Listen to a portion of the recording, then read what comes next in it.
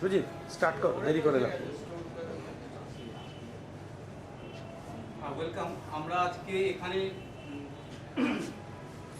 যে জন্য একসঙ্গে মিলিত হলাম সেটা একটা খুবই বিশেষ অনুষ্ঠান এবং বলা যায় একটা বিটার সুইট অকেশন।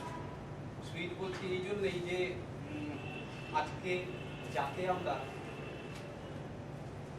এখান থেকে তার অবসর জীবন শুরু করবার সন্ধিক্ষণটা পেরিয়ে দেব, তিনি আমাদের মধ্যে এত বেশি কাজ নিয়ে জড়িত ছিলেন যে তিনি এখন সেই সময়টা সম্পূর্ণরূপে তার ফ্যামিলি এবং নিজের জন্য দিতে পারবেন। আর আমরা জানি যে আজকে মুকুন্দদা তার সার্ভিস লাইফের কর্মজীবনের শেষ দিনটি এখানে আমাদের সঙ্গে কাটাচ্ছেন এবং তাকে আমরা খুব ব্যথিত হৃদয়ে এই কর্মজীবন থেকে বিদায় জানাবো। কিন্তু আমরা তাকে কখনোই আমাদের হৃদয় থেকে বিদায় জানাতে পারবো না। তার সমস্ত, আমি জানি না উনি আসলে কতদিন পর্যন্ত এখানে কাজ করেছেন, 38 বছর এই সংস্থায় তিনি যেভাবে তার কর্মদক্ষতা দেখিয়ে গেছেন, যারা ওনার সঙ্গে কাজ করেছেন তারা নিশ্চয়ই তা অনুভব করেছেন। আমি নিজে ব্যক্তিগতভাবে বলতে পারি যে আমার কাছে উনি ছিলেন লাস্ট বেরিয়ার। কারণ আমরা যা কিছু লিখে দিই, যা কিছু পুট আপ করি, ওনার কাছে গেলে পরে একটা নিশ্চিন্ত থাকতে পারি যে অন্ততপক্ষে একদম নির্ভুল জিনিসটা বেরিয়ে আসবে। আজকের পর থেকে সেই জিনিসটা কিন্তু আমার কাছে একটুখানি ডাউটে থেকে যাবে। যাই হোক, আজকের এই অনুষ্ঠানে আমি আমাদের সঙ্গে আমাদের সেক্রেটারি মহাশয় আছেন, ওনাকে বলবো যাতে কথা বলা যায়। আপনার এটা কি মুখবন্ধ হলো না পুরোপুরি মুখবন্ধ হিসাবে চমৎকার। আপনি তো সবই বলে দিয়েছেন আমাদের যেটা বলার। ওর দীর্ঘ চাকরি জীবনের শেষ 4 বছর আমি ওর সঙ্গে কাজ করলাম। তো আমার সঙ্গে এর আগে সহ সচিব বা অ্যাসিস্ট্যান্ট সেক্রেটারি হওয়ার আগে উনি যেখানে ছিলেন সেখানেও একটু কাছাকাছি কাজ করার প্রয়োজন ছিল, সুযোগ ছিল। কর্মদক্ষতা ইত্যাদি নিয়ে আজকে শেষ মুহূর্তে বলে কি হবে? আমরা যদি এতদিন ওর কাজের এই মূল্যায়ন সঠিকভাবে করে থাকি সেটাই ওর পক্ষে যথেষ্ট। শেষের দিকে আমার একটু অপরাধবোধ হয়েছে, আমার মনে হয়েছে আমরা সম্মিলিতভাবে একটা অন্যায় করছি, যেটা সুজিত শেষ পর্যন্ত বললেন যে উনি রেখে দিলে আমরা নিশ্চিত হই, সেটা আমিও। এবং এই শেষ দিন পর্যন্ত এতটা চাপ দেওয়াটা নৈতিক দিক দিয়ে খারাপ। এই কাজ করেন ভালো, কিন্তু আমরা সেই লাঘব করতেও পারি না, এটা ঘটনা। কোনো সব মানুষেরই হয়তো একটু প্রত্যাশা থাকে, আচ্ছা ঠিক হলো, এতদিন কাজ করলাম, এখন একেবারে শেষ দিন পর্যন্ত ফাইলে বোঝা আমাকে টানতে হবে।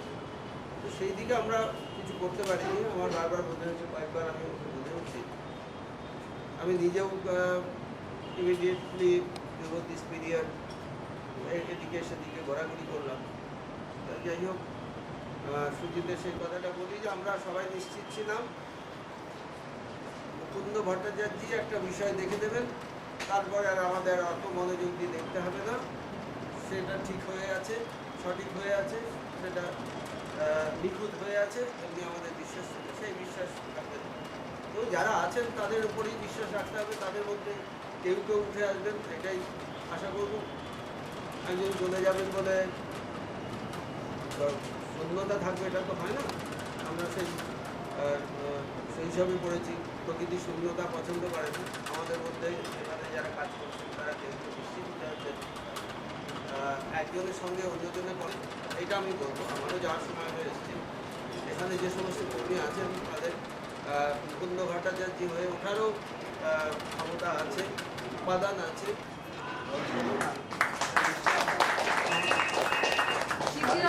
শারীরিক এবং অন্যান্য সমৃদ্ধি নিয়ে আরেকটা একজন সুপারিনটেন্ডেন্ট এসে খুলতে। হ্যাঁ স্যার, থ্যাংক ইউ। হ্যাঁ এসো এসো, সুপারিনটেন্ডেন্ট এসো। আপনি আজকে বেশি ওকে ডেজিগনেশন লাগে।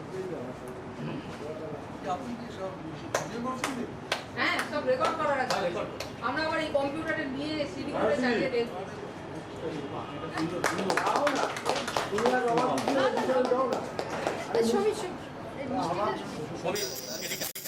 সমীর মিষ্টি মুখ করাবো। এটা তুমি দাও, এটা একটু রস আছে। এটা হাতে লেগে যাবে, বরং এইটা সমেত দেবে। ওটা তো রাখতে হবে। ওটাতে রাখতে হবে থালাটা, ওটা বার কর, ওখানে রাখলি কেন? আচ্ছা ঠিক আছে, দিয়ে নিক আগে। আচ্ছা দিয়ে নিক, তারপরে আমরা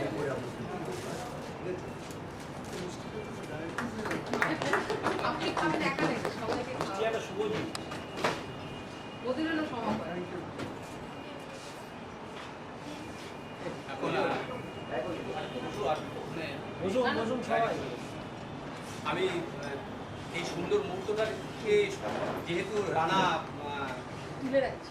সেলুলয়েড বন্দি করছে, সেই জন্য আমি বলছি যে এখানে আজকে আমাদের সত্যিকার অর্থ যাচ্ছে রান্না, সেটা একটা খুবই ভালো জিনিস হচ্ছে। তবে এর মধ্যে একটা ছোট্ট যোগ বলে নিই, তারপরে আমরা অন্য সকলকে আহ্বান করবো, কেউ কিছু বলবার থাকতে পারে বলবেন। বলছে when a man retires, his wife gets his husband twice and salary half. তো তো এইটাই হচ্ছে আমাদের মানে রিটায়ারমেন্টের যদি বাস্তব জীবন। এনিওয়ে, তো কেউ যদি বলার থাকে আমি অনুরোধ করছি আপনারা আসুন। উকিল চলে তো ফার্স্ট কাম। আমি এখানে ওই জন্য, হ্যাঁ, yes. আমি সামান্যই বলবো যে আমরা সুজিতদাকে বলে দিলাম, আমি বেশিরভাগ কাজ ওরিয়েন্টেড যেটা বলবো যে এটা ঠিকই যে অনেকদিন বাদে আমি আগে এখানে ছিলাম, তো আগে একরকম অ্যাটমসফিয়ার ছিল, একরকম এনভায়রনমেন্ট ছিল, তো সেটা টাইম টু টাইম অনেক চেঞ্জ হয়েছে। এখানে অনেক পরিবর্তন দেখেছি, মানে সব রকম পরিবর্তন। তো ফাইল দিয়ে এইটুকু নিশ্চিত যেটা তুমি বললে যে হ্যাঁ মানে আমার অনেক হয়েছে, মানে আমি একদম ওপেনলি বলছি, শ্রীমতী অনিমাদে হিজ ডেট অফ নেক্সট এরকম কপি পেস্ট করতে গিয়ে হয়েছে, সেটা ঠিকানা লেভেল থেকে কী করেছো এটা এদিকে লিখছো শ্রীমতী দিয়ে, এখানে হিজ ডেট অফ ইনক্রিমেন্ট, মানে সিলি মিস্টেক আমার মানে যে কটা হয় কোনোটা যদি দেখি নিজে স্লিপ হয়ে বেরিয়ে গেছে। এটা একটা বিরাট মানে পরের দিকে আমাদের মানে কনফিডেন্সটা এই কারণে বেড়ে গেছিলো যে যা খুশি করে ছেড়ে দিই, উনি তো আছেন, মানে সেই ডেলি কনস্ট্রাকশনই হোক, ফিগার বার হোক, মানে যেটাই হোক উনি মানে সামলে নেবেন। তো ডেফিনেটলি আমি জানি না, হয়তো রিপ্লেসমেন্ট তো হবেই, একজন চলে গেলে তো কোনো জিনিস থেমে থাকে না, হয়তো স্ট্যান্ডার্ড মানে ভ্যারি করতে পারে। আমি এইটুকু প্রার্থনা করবো যে ওনার অবসরপ্রাপ্ত জীবন যেটা সেটা খুব সুখের এবং উনি সুস্থ থাকুন, এটুকু আমি বলে আমি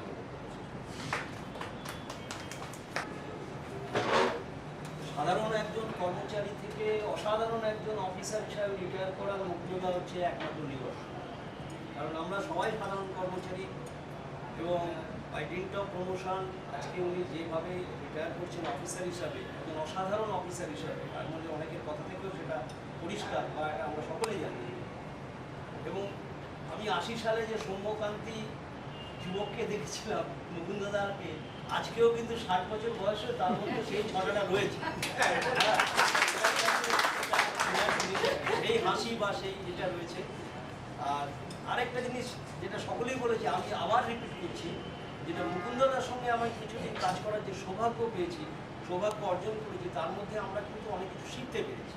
যে ধৈর্য, অধ্যাবসায় এবং যে কোনো জিনিসকে খুব খুঁটিনাটিভাবে খুঁটিয়ে দেখা, এই যে মানসিকতা, এই মানসিকতা আমাদের অনেকেরই কিন্তু নেই। কিন্তু ওনার কাছে ফাইল গেলে উনি যেভাবে খুঁটিয়ে দেখতেন, তাতে অনেক ত্রুটি কিন্তু সংশোধন মুক্ত হতো, এবং যে ত্রুটির মধ্যে অনেক অফিসাররা কিন্তু ওটা মানে ইগনোর করে গেছে।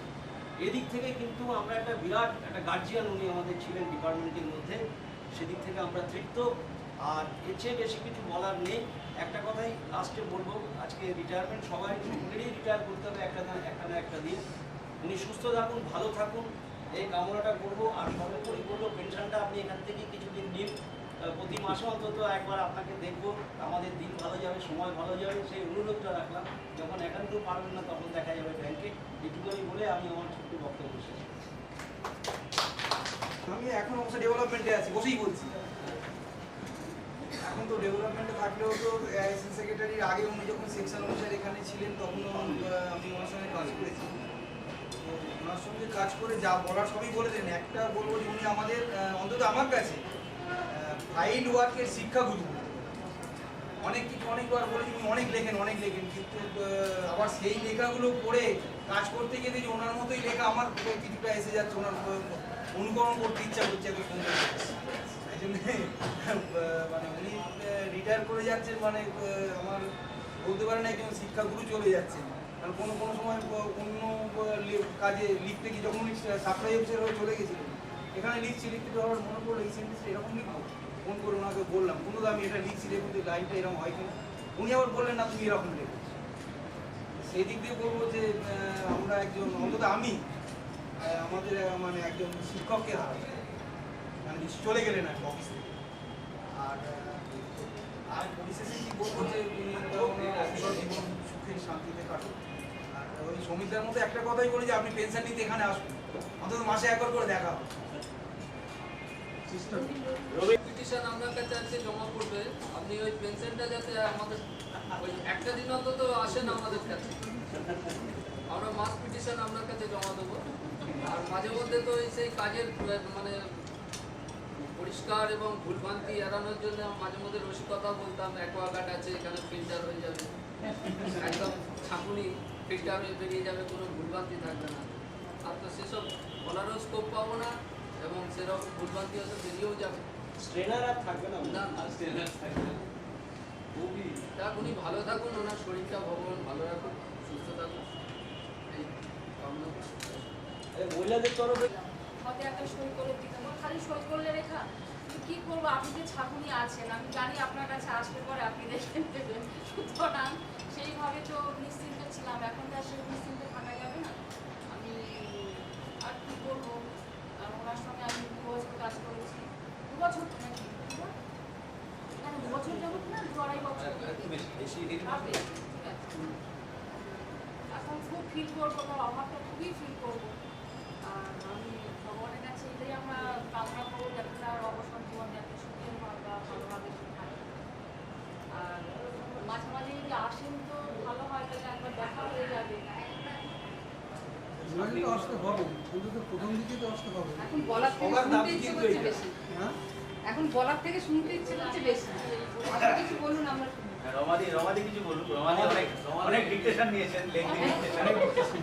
হ্যাঁ, ওনার সাথে মাঝে মাঝে বলতাম যে মানুষ হিসেবে সত্যি পুরোটাই সব থেকে ওখানে মুকুন্দটা যদি রাখতে না ফুল রাখতে যা খালি খুঁজছে কোনোদিন রাখতেন না, এটা একটা বিরাট প্লাস পয়েন্ট আমার কাছে। সংসারে সামনে এসে এসে এমন কি করেছে কাটিমাজ করেছি কিন্তু কোনোদিন না ঠিক সেই হাসি খুশি মুখটাকে ধৈর্য ভীষণ ধৈর্য ছিল। আর সব থেকে ওনাকে অনেক কিছু কথা বলে ফেলতাম যে দাদাই, এবং আজকে ওনার কাছে গিয়েছিলাম একটা টিউশন দিতে, না দাদার মুখ করে আছে। তো যাই হোক আমার তো বেশ ভালো লেগে ওনাকে বেশ ভালো লেগেছে। আর শেষে একটা কথা বলবো, সবই তো সবাই বলে দিয়েছে আর কিছু না, আমার শেষ জীবনটা যাবো না, একটা কথা বাকি থেকে গেছে, ওনার একটা মুখ টিপে হাসি আছে, ওই হাসিটা অসাধারণ। আমি ওনার সাথে কাজ করিনি, এই অল্প কদিন এসছি, 1-2 মাস। ওনার একটা মুখ টিপে হাসি আছে, এই হাসিটা কিন্তু বহুদিন মনে থাকে। আমার আরেকটা প্রস্তাব আছে আপনার, মানে সেই কনক্লুডস আমরা আমাদের আরেকজন সুপারিনটেন্ডেন্ট অল্প দিনই এসেছে, এই জিনিসটা মোটামুটি মুকুন্দদার সঙ্গে কাজ করার আমার বেশি দিন হয়নি। জানুয়ারি মাসের শেষের দিকে আমি এস্টাবলিশমেন্ট ব্রাঞ্চে এসেছি। মুকুন্দদার কাছে ছবি সব নেগেটিভ হয়ে যায়, পাঠালে মুকুন্দদা হয়তো লিখেছে, ছবি সব নেগেটিভ হয়ে যায়। লিখে হয়তো ভুল লিখেছে, কিন্তু মোটামুটি ডেকে আন, এই কি লিখেছে ভাট কোথায়, সেন্টেন্স লিখেছে ভাট নেই, মানে মাইর খাবার গল্পটা কইতাছিস। তুমি একটা লিখছো, এটা লিখতে গিয়ে যদি কারেক্ট লিখতে পারো লিখবে, ইনকারেক্ট লিখে আমাকে ফাইল দেবে, বুঝেছো? আমি বকা খেয়ে আসলাম, তাহলে আমি কি শিখবো? শিখে আগে শিখতে হলে এগুলো এত সাদা করে চলবে, এগুলো কিন্তু তোমার ঠিক হচ্ছে না। তুমি ঠিক করে লিখে আগে লিখে নেবে, ঠিক করবে, তারপর ফাইলে দিবে। এটা মুকুন্দদা বলতো। মুকুন্দদা সত্যি কথা বলতে আমরা সেরকমভাবে ফাইলের কাজ কমই করেছি। এখন এস্টাবলিশমেন্ট ব্রাঞ্চে চালাতে গেলে খুব কম সংখ্যকই আমাদের এখানে এমপ্লয়ি আছে যারা মোটামুটি কাজ বোঝে বা কাজ লেখে। আমরা তো খুবই কম লিখতে জানি বা লিখতে পারি না। এটা আমাদের কাছে স্বীকার করার কোনো, আমি অন্তত মনে করি যেটা ঠিক সেটা বলাই ভালো। তবে মুকুন্দদা এইসব ব্যাপারে তো সত্যি কথাই এখানে ঠিক করতে আমরা জানি না পরে নিশ্চয়ই যারা আসবে তারা কতটা আমরা গাইড পাবো। আস্তে আস্তে আমাদের জীবনের শূন্যতা সৃষ্টি হচ্ছে। যারা ভালো ভালো ওয়ার্কার ছিলেন, আমরা তার রাজীবদার সঙ্গে কাজ করেছি, ওরা এর সঙ্গে কাজ করেছি, একের পর এক চলে যাচ্ছে। মুকুন্দদাও হয়তো শেষ মাইলস্টোন হিসাবে চলে যাবে, তারা আসবে জানি না। আজকাল এস্টাবলিশমেন্ট ব্রাঞ্চটা কয়েকজনই জানে, এখানে আমাদের তো দুপুর আমরা কাজ করছি, কয়েকজনই জানে যারা পুরো কাজটা সামলাতে। সত্যি কথা বলতে কি মুকুন্দদার কাছ থেকে চলে গেলে আমাদের তো আর অফিসের নিজের লোক বলতে আর কেউ নেই। সেক্রেটারি বলুন, চেয়ারম্যানই বলুন, ডেপুটি চেয়ারম্যান, সবই বাইরে। এটা কিন্তু খুব ভাববার বিষয়। কারণ আগামী দিনে আমরা যদি ভুল লিখি তাহলে ওরা বাইরের লোক হিসাবে কিন্তু হাসবে। অন্তত মুকুন্দদার কাছে ভরসা করা যেত, লিখেছি, ভুল লিখেছি, ঠিক লিখেছি, এটা অন্তত দেখতে পারি। যাই হোক, একদিন সবাইকেই চলে যেতে হবে, বয়স হলে ধরে রাখা যাবে না। মুকুন্দদা শেষ জীবনটা যাতে ভালো কাটে।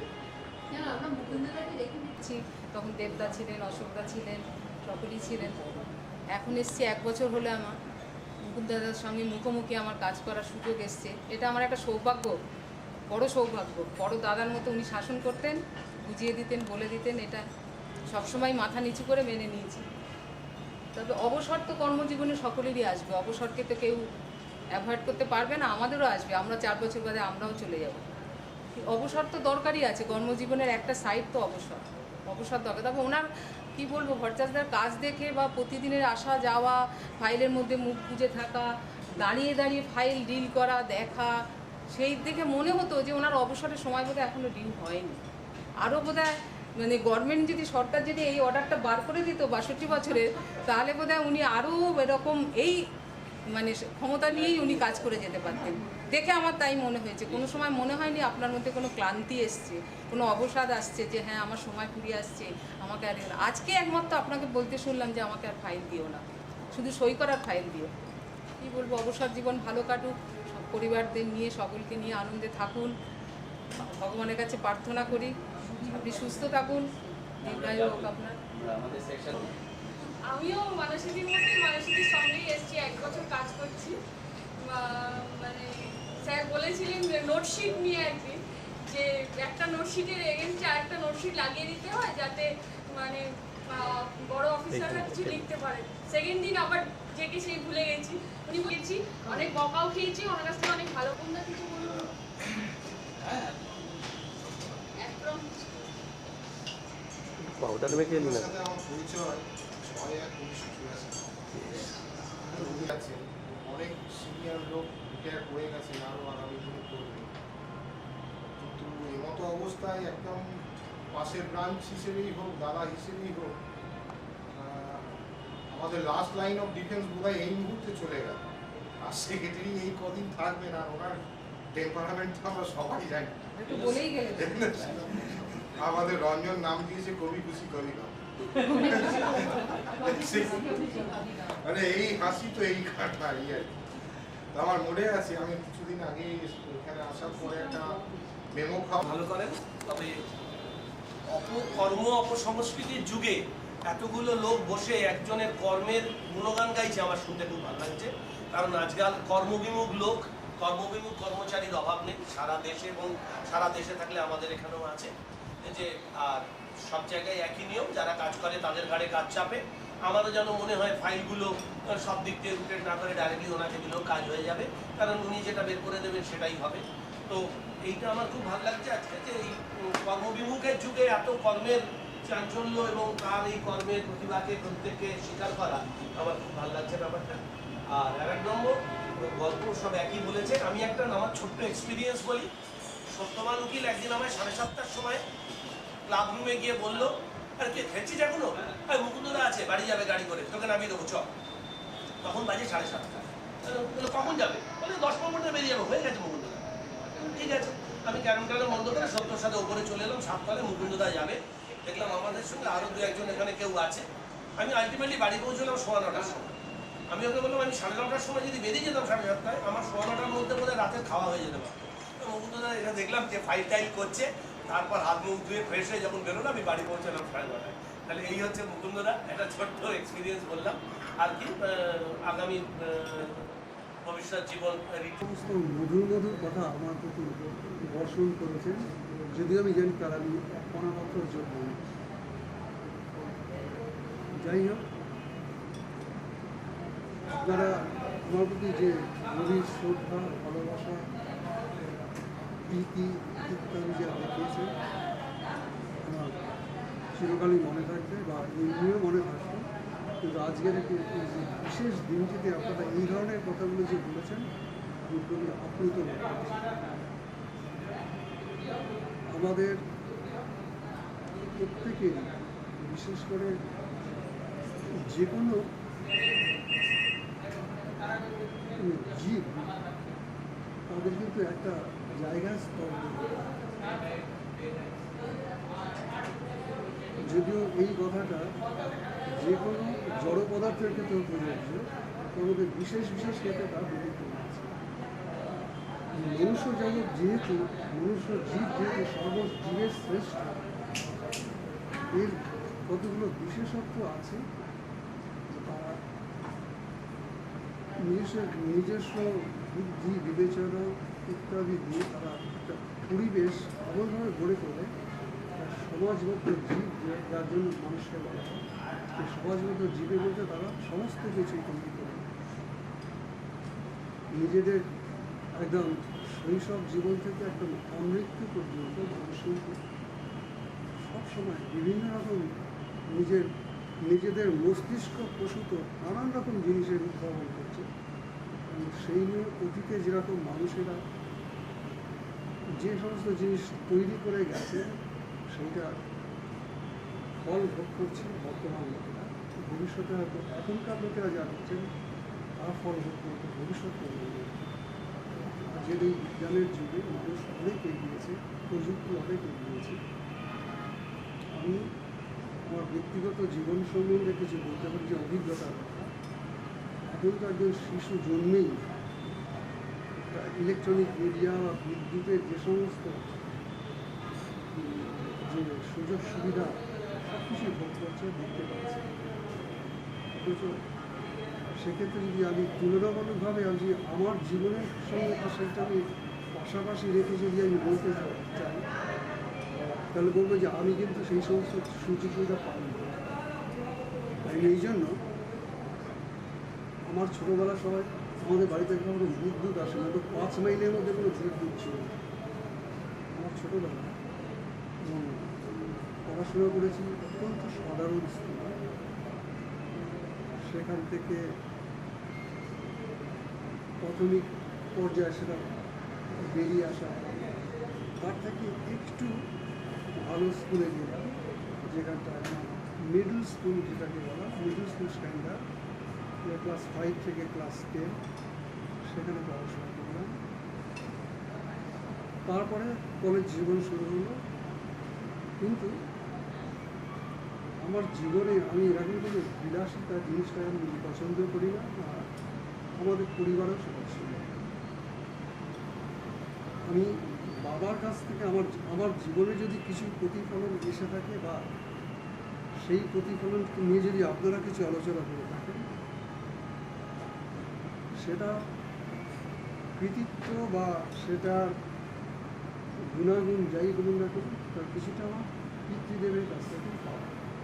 উনি বলেছিলেন যে 6টি জিনিসের কথা বলেছেন, জীবনে এমন কিছু করবে না যাতে লোকেরা তোমার প্রতি কোনো রকম বিরূপ মনোভাব পোষণ করে। এটা শুধু আমাকে নয়, আমার দাদা বা ছোটো ভাই দাদারা কোথায় উনি বলতেন 6টা জিনিস। এক হলো নিষ্ঠা, নির্ভরতা, নির্লোভ, মানে লোককে জয় করার মতন চেষ্টা, সম্যকরূপে জ্ঞান, ঠিক মতন আচার ব্যবহারটা ভালো লাগবে, যাতে চরিত্রবান হিসাবে ঠিক মতন পাঁচজনের কাছ থেকে সেই ব্যবহারটা পাওয়া, কোনো রকম সমালোচিত না। আরও অপরের কাছ থেকে ভালোবাসা আদায় করার চেষ্টা করবে, তার কী করে তার নিজের গুণাগুণ সেটাকে তুমি তোমার নিজের চরিত্রের মধ্যে দিয়ে চেষ্টা করেছি আমার জীবনে তার প্রতিফলন করবার কথা, কিন্তু আমি জানি না আমি কতদূর কী করতে পেরেছি। ওই কতগুলো কথার মধ্য থেকে আমার কর্মপরিধির মধ্যে আমি কিবোর্ডে যখন জয়েন করেছি, প্রথম দিনটি ছিল 5 আগস্ট 1971, তখন যদি মনে থাকে, যদি সার্ভিস বুকে সেই কথা অবশ্যই আছে। সেই দিনটিকে আমি স্মরণ করতে পারি এই জন্য, আমি যখন এই কিবোর্ডে আসি আমার কোনো মানে অফিসে কাজকর্ম কী, নোটশিট কি, ড্রাফটিং কি, নতুন ড্রাফটিং কি, কোনো ভালোই ছিল। শব্দ